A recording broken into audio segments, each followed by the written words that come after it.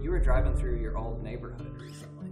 Tell me about that. It was actually pretty crazy. It wasn't that long ago, and I was driving through my neighborhood, and as I was driving by, I noticed that, we had these 4 windows on the front of the house, and the one on my room had a broken window pane, and I broke it when I was 7, and as I was driving by, I noticed that it was still broken.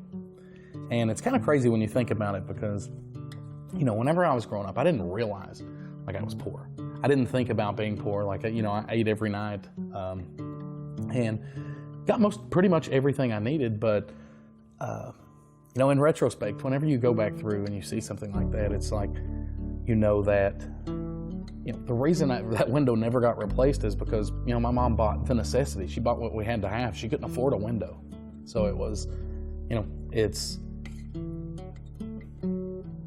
interesting to see that how you catch these things as an adult that you don't realize when you're a kid. Dan and I actually came from really similar situations. We both had single mothers, and we both had fathers that weren't really in the picture very much. Yeah, my little brother, me, my mom, we lived with my grandma in my grandma's house. That's where I grew up. And my brother and me shared a room. It was actually a laundry room. It was a very narrow room, and we had a bunk bed that we slept in. And that bunk bed, it had to be built in the room, and because there's no way it was going to fit otherwise, and it fit exactly right. I mean, there was not even 3 inches of clearance between the bed and the wall. So that means to get into the bunk bed, to get into the bottom bunk, you had to crawl in through the top. There was no just getting in bed like normal from the side. You had to crawl in from the top to get in because the room was so small and the bed basically took up the entire room. So that was my childhood room. Yeah. Did you have any career role models? So when I grew up, what did I want to be when I grew up? Right? I wanted to be a postal worker, a mail carrier, and that's because my uncle was a mail carrier, and he drove a brand new Ford Ranger. He had a nice house, and for my birthday every year, he would give me $50, and I thought that was the coolest thing ever. And so I thought mail carriers, that postal workers were rich. So I thought, man, that's what I wanted to be. I wanted to be a postal worker growing up because relative to the situation that I was in, they were rich. So that was always my goal, always my dream. In school they call upon you, kids are saying all kinds of different stuff, and I was saying postal worker. It was always very bizarre, and I never heard anyone else say it, but yeah, that was me. Did you and Dylan grow up near each other, and where did y'all grow up? No, Dylan, me and Dylan, well, we're both from Kentucky, obviously, but he grew up in Bell County in Middlesboro, and I grew up in Whitley County. And it's actually not that far away. I mean, I'm pretty sure it's 30 miles away if you were able to drive through the woods or whatever, but, as it stands, it's an hour away. What do you do for work, and how'd you hear about it? How'd you get started? Well, it's kind of funny because I've always been interested in owning a business, right? And college, I had an eBay store, but it was so hard. It's just so hard to manage it at any real level. And then I got started with a job, and it's kind of funny because I was passionate about hustling. That was my thing. Is I loved just trying to make extra money, and that was really exciting for me. But I never really found anything that stuck. Nothing seemed to work for me. And then, because I didn't really have time, I had a full-time job, I had a family, I had all the, all the obligations that humans have whenever you turn into a grown-up. And one day there was, I worked at a online game company, and one day the CFO of the company comes in and he'd given his notice. And this is mind-boggling to me because, we live in the middle of nowhere in Kentucky, and 6-figure jobs don't grow on trees here. There's not a lot of them. And this guy was making, well over 6 figures.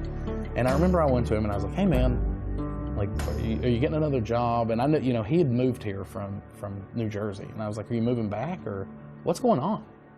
And he was like, no, man, I make more money selling on Amazon part-time than I do coming into work. And I was like, what? Like, at the time, honestly, I didn't even know you could sell on Amazon.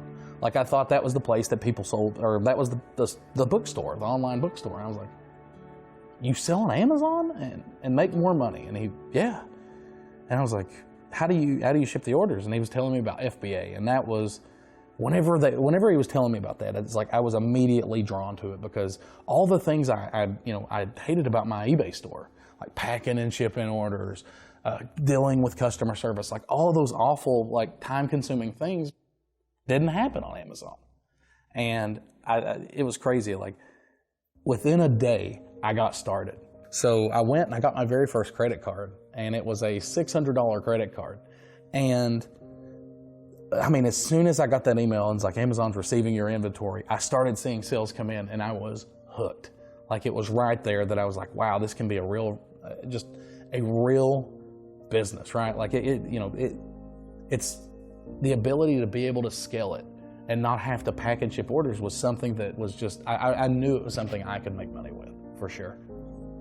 And within that first 4 months, I know, like, we had done probably $25,000 or $30,000 in sales off that little $600 credit card, and it was insane. Like, just the feeling of seeing it work, realizing that, it was my business, no matter what. Like, this is my business. This is something that I was building, one day at a time, and I was incredibly proud.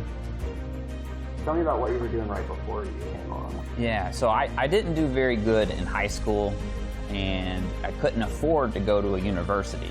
So I ended up in community college, and I got kind of lucky. While I was at community college, I ended up getting an IT job that paid $40,000 a year. So as far as I was concerned, I had made it. I was rich now. And as the years kind of went on, I started to realize that I was now trapped. So this was kind of like my dream, to just make a living, to have a decent job.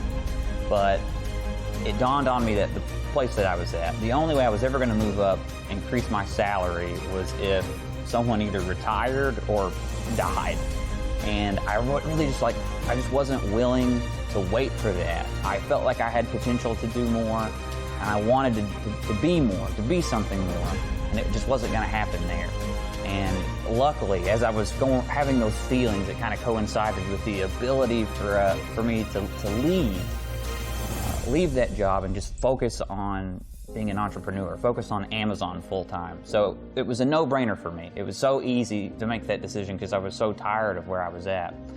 And so I tell my wife, and she's super positive about it, super supportive. And then I tell my mom, and she is, and I love her to death, right? But she was much more nervous about it. In her eyes, I had already accomplished everything that she ever wanted out of me, and things that she wasn't able to accomplish, and other people in her family weren't able to do. And that's just like the mindset of people where we come from in Appalachia, that you can't make it, that you can't do it, you can't get, people don't start businesses, people don't get rich, that's not really how it works around here. So she had that mindset, but I did it anyway. Yeah, I did it anyway. What does your mom think about everything now? No, she loves the vacations that I put her on every year. Oh yeah, those beach vacations. She's a big fan. She's gotten a little more comfortable. Yeah, she loves that. Yeah,